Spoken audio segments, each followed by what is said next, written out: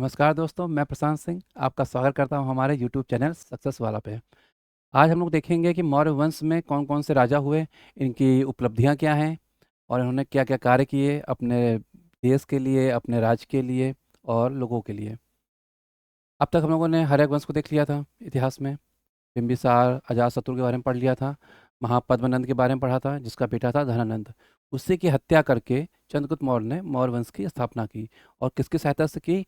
वो थे चाणक्य या कौटिल्य के नाम से हम लोग जिनको जानते हैं, उनकी मदद से। वही इनके प्रधानमंत्री थे, इनके गुरु भी थे। कभी-कभी प्रश्न आता है कि तक्षशिला से शिक्षा किसने प्राप्त की है? निम्नलिखित में से किन-किन व्यक्तियों ने तक्षशिला से शिक्षा प्राप्त की है? तो प्रश्न में अगर कभी ऐसा प्रश्न आ जाए तो आप याद रखिएगा कि चाणक्य ने भी तक्षशिला से शिक्षा प्राप्त की है। एक आंभी राजकुमार था जिसने सिकंदर का स्वागत किया था, उसने भी तक्षशिला से शिक्षा प्राप्त की है। चंद्रगुप्त मौर्य ने भी तक्षशिला से शिक्षा प्राप्त की है। और एक जीवक थे, वैद्य, जिसे बिंबिसार ने चंड प्रद्योत के इलाज के लिए भेजा था। तो उसने भी जो शिक्षा प्राप्त की है वो तक्षशिला से ही प्राप्त की है। तो इस तरह से कभी कभी प्रश्न आ जाते हैं, क्योंकि हम लोग ये सुनते तो हैं लेकिन कभी इनको नोट नहीं करते हैं, और नोट ना करने की वजह से हमारे दिमाग से ये चीज़ साफ हो जाती है, ऑल क्लियर हो जाती है। तो इसलिए आप इस पर ध्यान दीजिएगा कि ऐसे प्रश्न आते हैं। ठीक। एंशियंट हिस्ट्री में बहुत चीज़ें इनडायरेक्टली पूछी जाती हैं, राजाओं के बारे में नहीं पूछा जाता, लेकिन राजाओं की जो उपलब्धियां हैं, उन्होंने क्या काम किए हैं समाज के लिए, देश के लिए या लोगों के लिए, उनके बारे में प्रश्न पूछा जाता है। तो उसी पर हम लोग आज चर्चा करेंगे। और एक वंश है मौर्य वंश, उसके बारे में देखेंगे। तो मौर्य वंश का जो पहला राजा था, जो धनानंद की हत्या करके बना था, वो था चंद्रगुप्त मौर्य।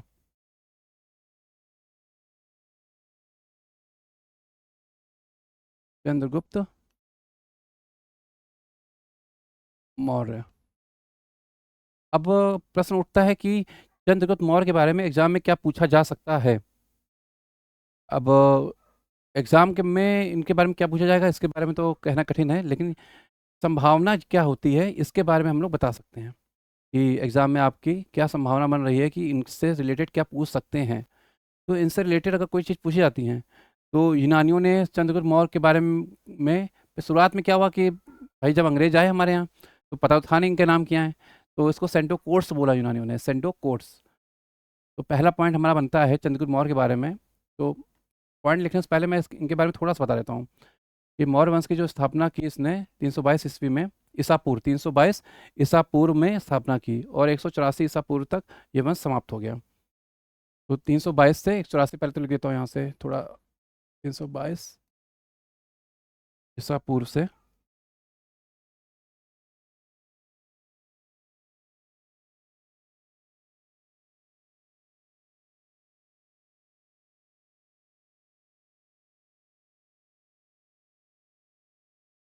ठीक। अब इसमें हम लोग देखते हैं कि क्या चीज़ देखने वाली है। चंद्रगुप्त मौर्य। तो पहला पॉइंट अगर इसमें हम लोग नोट करेंगे कभी भी, तो यूनानियों ने क्या कहा है इसे, सेंटो कोर्ट्स। तो लिख लेते हैं हम लोग इसे, यूनानियों ने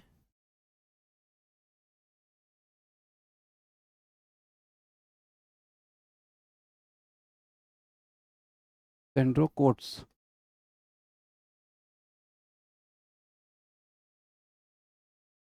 एक मिनट, कोई राइटिंग की दिक्कत है क्योंकि राइटिंग मेरी थोड़ी अच्छी नहीं है। यूनानियों ने सेंट्रो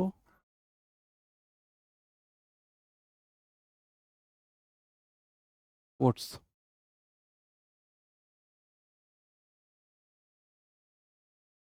कहा है। ठीक। एक तो महत्वपूर्ण चीज़ ये है कि न्यायालय ने इसे सेंट्रो कोर्ट्स कहा है। ठीक। इसका प्रधानमंत्री कौन था? चंद्रगुप्त मौर्य था, बता चुका हूँ। ठीक।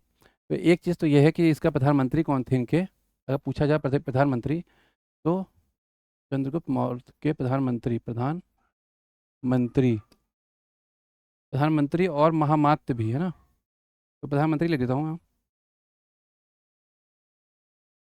चाणक्य थे। ठीक।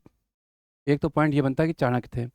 अब दूसरा पॉइंट क्या बनता है हमारे लिए? दूसरा पॉइंट ये बनता है कि इन्होंने भी अशोक के पहले, इनका जो पौत्र था अशोक, इनका पोता जो था अशोक, उसने अपने शिलालेख स्तंभलेख लिखवाए। लेकिन उससे पहले चंद्रगुप्त मौर्य के भी दो शिलालेख पाए गए हैं। वो कहाँ पाए गए हैं? एक था महास्थान और एक है सोहगोर। तो उनके बारे में भी कभी कभी एग्जाम में पूछा जाता है, उनके बारे में भी पता कर लेते हैं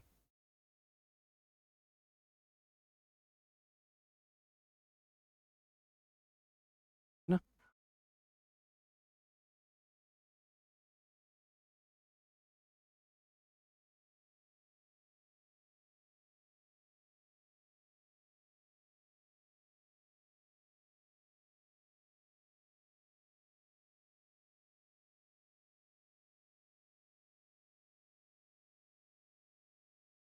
क्या होता है ना एग्जाम में,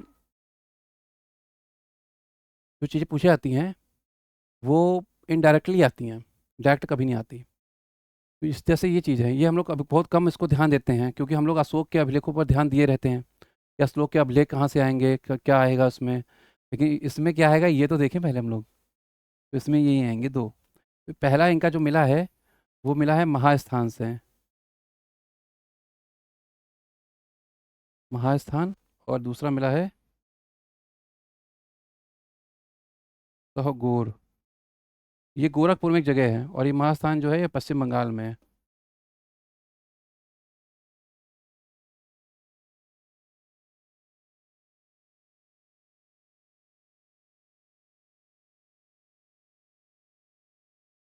ठीक। तो ये गोरखपुर में है और एक है पश्चिम बंगाल में। अब ये भी इम्पोर्टेंट है इसमें।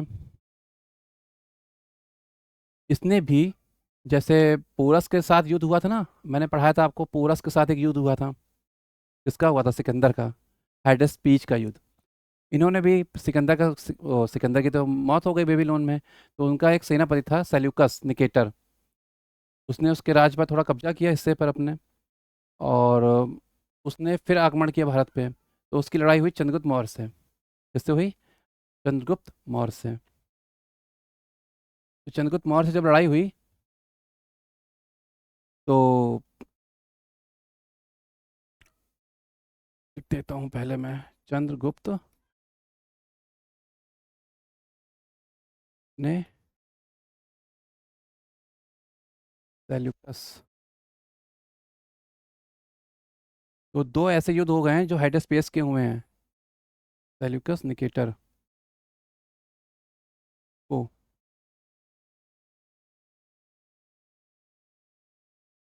हाइडस्पीज है ना, झेलम का युद्ध में, हाइडस्पीज के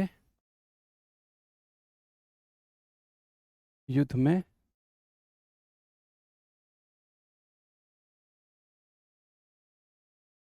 पराजित किया। अब पराजित होने के बाद राजा, एक जीते हुए राजा को क्या करेगा? कुछ उपहार देगा। तो उपहार में उसने अपनी एक बेटी दे दी कि जाओ बेटा, अब भारत जाओ, विदेश में बहुत रह लिया। तो हेलेना इसकी बेटी थी। वो एग्जाम में नहीं आता। लेकिन जो चार राज्य इसने उपहार स्वरूप दिए थे, उनकी स्थापना की थी सिकंदर ने। लेकिन जब ये हार गया तो उसने कहा कि अब आपका इन पर हिस्सा है भाई। जो सेना में शहीद लोग होंगे उनके लिए मुआवजा दिया गया ना, एक तरह से मुआवजे के रूप में आपको कुछ रकम और कुछ राज्य दिए गए। इनकी जो राज्य से आमदनी होगी वो आपकी ही होगी। तो उसने कौन कौन से राज्य किए? आर कोसित दिया, इसी तरह की जगह थी कंधार में, वो दिए। तो इस तरह के नाम हैं। तो कुछ नामों को हम लोग देख लेते हैं। तो पहला राज्य हम लोग लिख लेते हैं,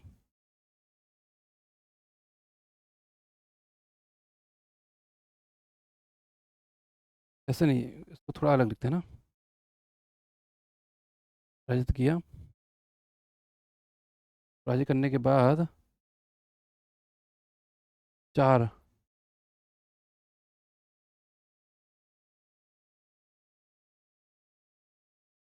चार राज्य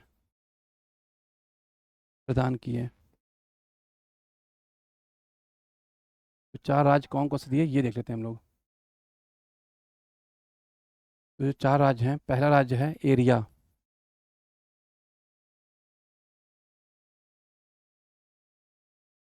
दूसरा है आरकोसित।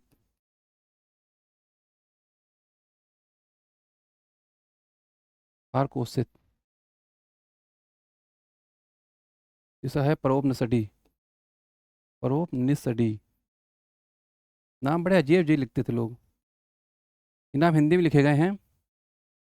अब यूनानी भाषा में तो उनके नाम और कुछ होंगे ना। परोपनिषदि, एरिया हरात, आर्कोसित, परोपनिषदि, और चौथा है ग्रेडोसिया।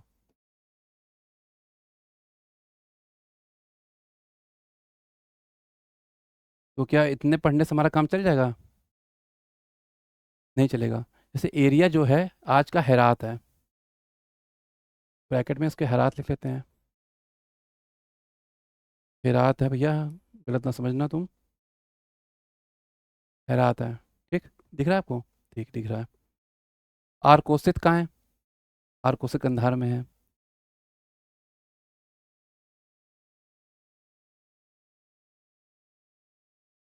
ठीक, आर्कोसित कंधार में है।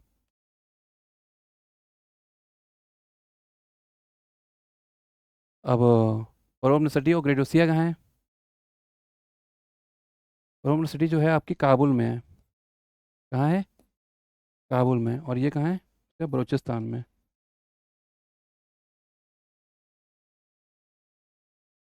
तो जितनी भी मुस्लिम कंट्रियां हैं उनके नाम में अगर तान आ जाए तो आप समझ लीजिए कि वो बलूचिस्तान है। ठीक,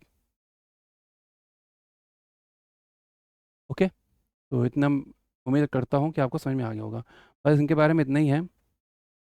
एक चीज़ इसके बारे में महत्वपूर्ण हो जाती है, वो है मेगास्थनीज के बारे में। एक सेल्यूकस का राजदूत भी आया था। इस सेल्यूकस का राजदूत था मेगास्थनीज।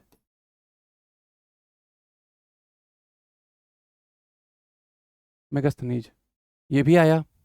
अब इसको क्यों भेजा? मेगास्थनीज को इसलिए भेजा कि जाओ भैया, अब हम लोग जो हमारे कमिश्नर होते हैं वो क्यों जाते हैं किसी राज्य में, जाओ वहाँ की स्थिति का मुआयना करो, वहाँ के लोग कैसे सोचते हैं। भाई ऐसा क्या हुआ कि हम हार गए युद्ध? हमारे पास भी सेना थी, विशाल सेना थी।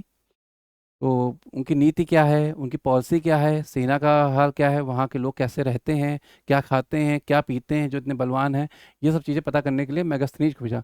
अब मेगास्थनीज के साथ भी बहुत दिक्कतें थी, इसने भी अपनी किताब लिखी।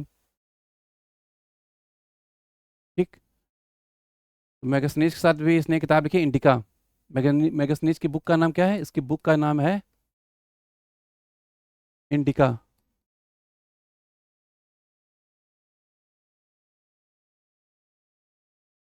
इंडिका, ठीक। तो इसकी जो किताब का नाम था इंडिका, उसमें इसने बारे में चीज़ें लिखी कि भाई, इसने बहुत चीज़ें, 5-6 साल रहा ये भारत में। ठीक, मैगजनीच 5-6 साल रहा और इसने किताबें लिखी इंडिका, और उसमें बताया कि भैया ऐसा है, भारत में सोना खोजने वाली चिड़ियाँ हैं। और भी चीज़ें बताई इसने कि भैया यहाँ के लोगों के हाथ पैर बड़े अजीब तरीके से हैं, और यहाँ दास नहीं है। क्या होता था कि यूनान वाले होते थे, दासों के गले में पट्टा बांधते थे, जैसे हम लोग जानवरों के गले में या कुत्ते के गले में पट्टा बांध के टहराते ना, वैसे वो समझ लीजिए वो कल्चर जो है हम लोग वहीं से लाए हैं। तो आजकल हम इंसानों को दास तो बनाते नहीं, तो जानवरों को दास बना लेते हैं क्योंकि बोल नहीं सकते वो। तो वहाँ पे क्या यूनान में होता था कि वो गले में पट्टा बांध के ले चलते थे साथ में, और वो साथ साथ चलता था। तो भारत में तो दास ऐसे होते नहीं थे, वो तो फैमिली मेम्बर की तरह होते हैं, है ना। हम लोग के यहाँ भी जो मेड आती हैं काम करने वाली, और भी जो लोग आते हैं, तो उनके गले में तो पट्टा बांधते नहीं हम लोग, उनको भी आंटी या दीदी बोल कह के बुलाते हैं ना। वैसे ही इनको लिए भी ऐसा किया गया। तो उसने वहाँ दास नहीं देखे, बल्कि चाणक्य ने बोला है कि हमारे यहाँ दास थे, करीब 9 प्रकार के दासों का उसने वर्णन किया चाणक्य ने। तो ये भी एक प्रश्न बन गया। ठीक, तो ऐसे क्वेश्चन आते हैं। तो ये चीज़ है। तो मेगास्थनीज ने ये लिखा। चंद्रगुप्त मौर्य ने क्या किया कि सेल्यूकस का राजदूत मेगास्थनीज जो था, हाँ, ये तो मैंने लिखा नहीं पूरा आपके में। चंद्रगुप्त मौर्य के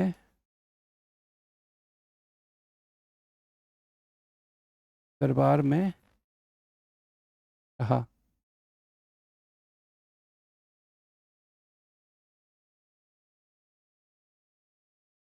में रहा, ठीक। एक तो ये चीज़ थी। अब चंद्रगुप्त मौर्य वृद्ध हो गया, अब उसने क्या किया, अब वृद्धावस्था में उसने जैन मत को स्वीकार कर लिया। ठीक, जैन मत को स्वीकार कर लिया और कर्नाटक चला गया, श्रावण बेलगोला। भद्रबाहु थे एक, मैंने बताया था ना कि 2 संगीतियाँ हुई।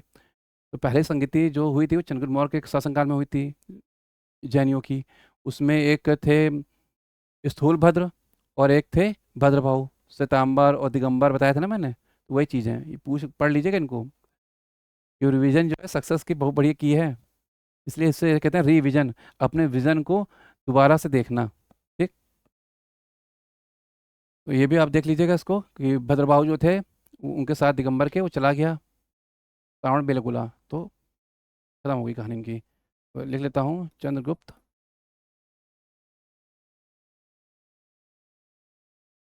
भद्रबाहु, बाहु कर देता हूँ ना, बाहु के साथ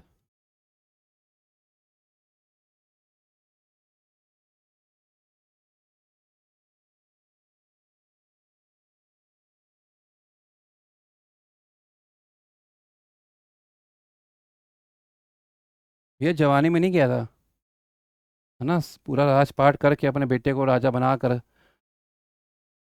तब गया था, चला गया। तो एक तो श्रावण बेलगोला जो है बहुत इंपॉर्टेंट चीज़ है यहाँ। जो ऋषभदेव के बेटे थे उनकी गोमतेश्वर की बड़ी मूर्ति बनी हुई है यहाँ पे, गोमतेश्वर की काफ़ी बड़ी विशाल मूर्ति बनी हुई है, आप देख सकते हैं गूगल पे सर्च करके इनकी फ़ोटो। तो महामस्तकाभिषेक यही होता है श्रावण बेलगोला में ही। तो कभी कभी प्रश्न इसी तरह आते हैं। अब मैंने ये श्रावण बेलगोला लिखवा दिया, तो आप वो पूछेंगे श्रावण बेलगोला में ये तो चला गया भद्रभाव के साथ, लेकिन श्रावण बेलगोला यहाँ इंपॉर्टेंट हो गया। तो वो श्रावण बेलगोला के बारे में आपसे पूछेंगे, ना कि चंद्रगुप्त या भद्रभाव के बारे में पूछेंगे। तो इसलिए ये चीज़ इंपॉर्टेंट है कि श्रावण बेलगोला में जो महामस्तकाभिषेक होता है करीब 18-12 वर्ष पश्चात होता है ये। तो गोमतेश्वर की मूर्ति है, इसलिए वो इम्पोर्टेंट है। तो इसके बारे में आप पढ़ लीजिएगा, वो कल्चर में आता है हमारे। ठीक, ये इंपॉर्टेंट हो गया, ऋषभदेव की मूर्ति है। ठीक, और वहाँ पे उसने क्या किया, संलेखड़ा के द्वारा अपने जीवन का त्याग कर दिया, श्रवण बेलगोला चला गया। और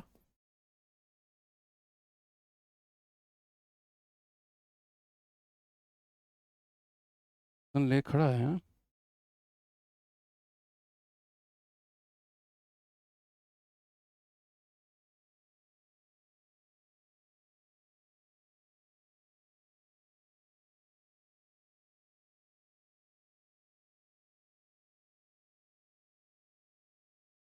तो यहाँ संलेखड़ा भी इंपॉर्टेंट है। संलेखड़ा क्या होता है, अब संलेखड़ा क्या होता है, संलेखड़ा जो है भूखे रह के अपने जीवन को धीरे धीरे समाप्त कर देना होता है।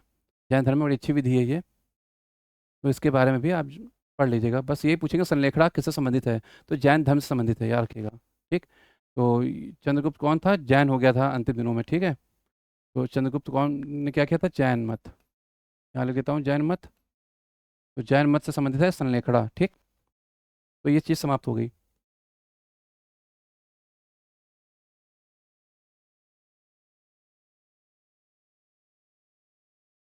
अब अंतिम दिन में उसने क्या किया, अब इसके बाद इसका बेटा आ गया बिम्बिसार। बिम्बिसार के राज्य में कुछ नई चीज़ें तो नहीं हुई, लेकिन उसने अपने पिता का जो साम्राज्य था ना, बिल्कुल बना के रखा पक्की तरीके से, कोई राज कम नहीं हुआ, बढ़ा ही होगा, कम तो बिल्कुल नहीं हुआ। ठीक, तो आप ये समझ लीजिए। तो यहाँ लिख देता हूँ एक लाइन में, थोड़ा अलग पेन से करता हूँ ना, थोड़ा ये पेन एक ही जैसे हो गए हैं।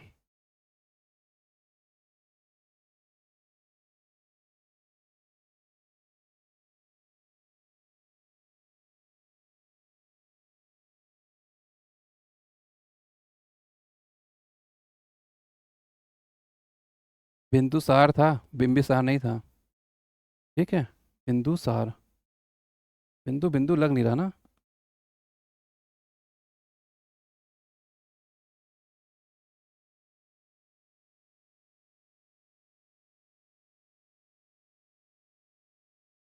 बिंदुसार था। ठीक, ये अजीवक मत को मानता था। एक चीज, अजीवक मत लिख लो पहले यहाँ तो, आजीवक मत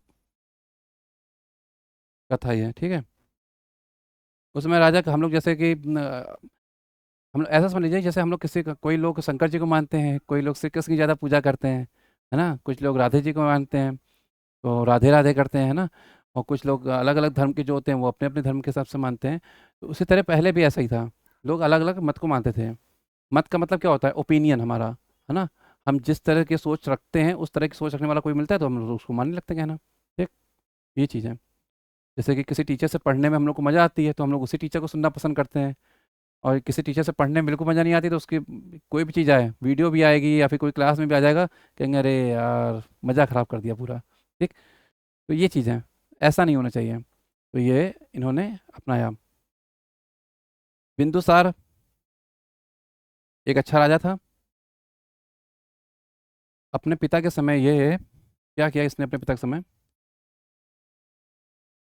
तो राजा बन गया ये। अब इसके दो बेटे कितने थे? 16 रानियां थी इसकी। 16 रानियां और 101 बेटे थे। पूछिए। और उसमें अशोक जो था दूसरे नंबर पे था। और तीसरे पहले नंबर था सुसीम। तो सुसीम बड़ा बेटा था इसका। और दूसरे नंबर पे अशोक था। बाद में उसने अशोक ने क्या किया, अपने भाइयों की हत्या कर दी और ख़त्म हो गए। तो इनसे ज़्यादा चीज़ें तो नहीं आती लेकिन कुछ चीज़ें आती हैं तो उनके हम बारे में नोट कर लेते हैं। एक डाई मेकस शब्द आता है। डाई मेकस क्या हुआ कि जब मेगास्थनीज का कार्यकाल खत्म हो गया चंद्रगुप्त मौर्य के दरबार में, तो मेगास्थनीज का ही उत्तराधिकारी बन के ये आया राजदूत के रूप में डाइमेकस। इसलिए इंपॉर्टेंट जाता है और ये पूछा भी जाता है, इसलिए इसको अंडरलाइन कर लेते हैं हम लोग। डाइमेकस आया। डाइमेकस लिख देता हूँ यहाँ। डाइमेकस जो था मेगास्थनीज का उत्तराधिकारी था। मेगास्थनीज का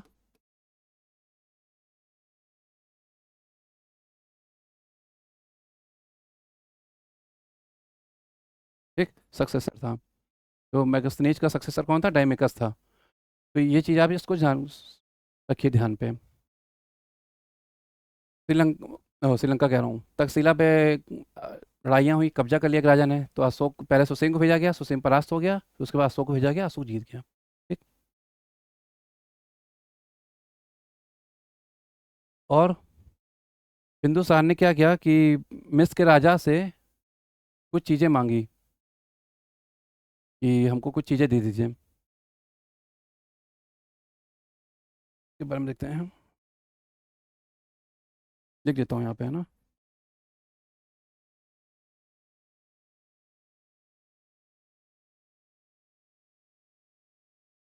मिस्र नहीं था, सीरिया था, सॉरी। सीरिया के राजा।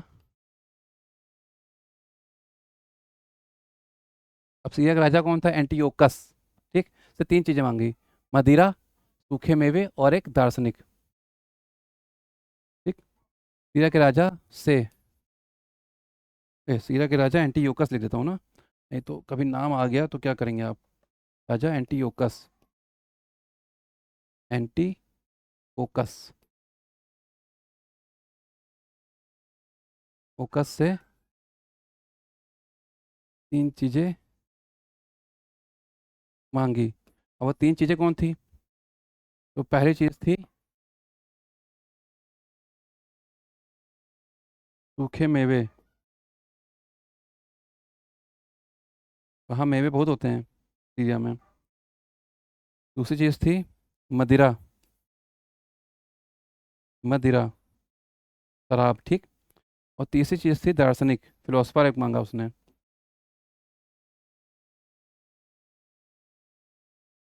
तो सीरिया के राजा ने कहा कि ऐसा है कि हमारे यहाँ हम आपको दो चीज़ें दे देंगे, लेकिन आप ये चाहते हो कि अगर दार्शनिक दे दें हम आपको तो ये नहीं दे सकते हैं।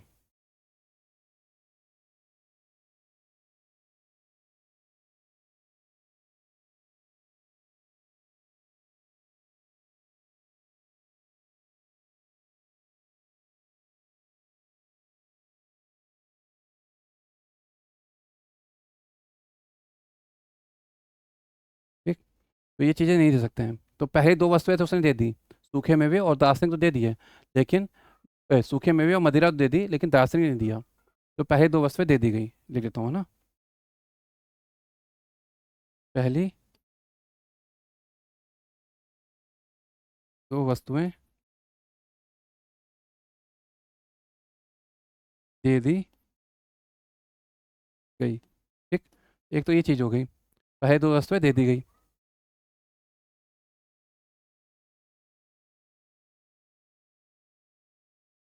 तो इन चीज़ों को अब देख लीजिए। अब इसके बाद ज़्यादा चीज़ें इंपॉर्टेंट नहीं इनमें।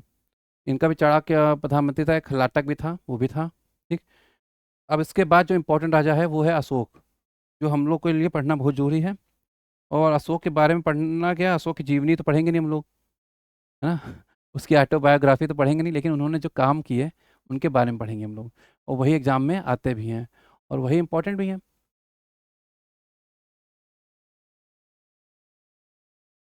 तो हम लोग इसको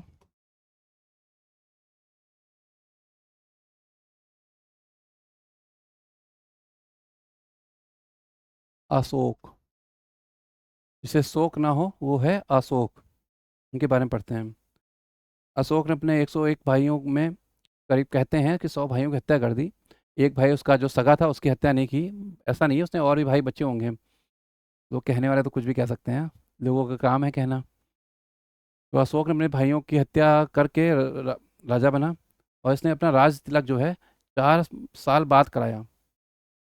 पहली चीज़, राज तिलक इसने 4 साल बाद कराया। करीब 272 के आसपास ये राजा बना था, लेकिन 269 के एडी के पास, और बीसी के पहले, बीसी के बाद इसने अपना राज किया, राज तिलक कराया। तो पहली चीज़ यहाँ लिखता हूँ, 4 वर्ष बाद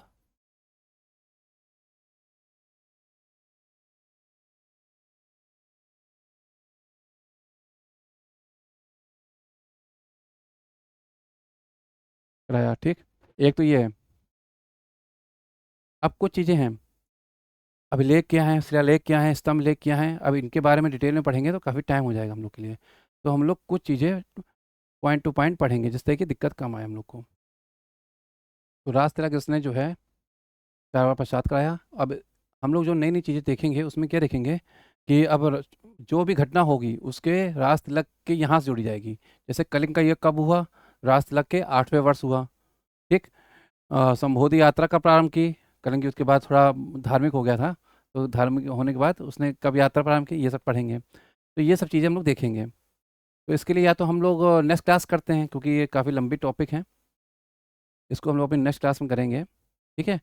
और आगे के लिए थैंक यू। ठीक। ओके, धन्यवाद।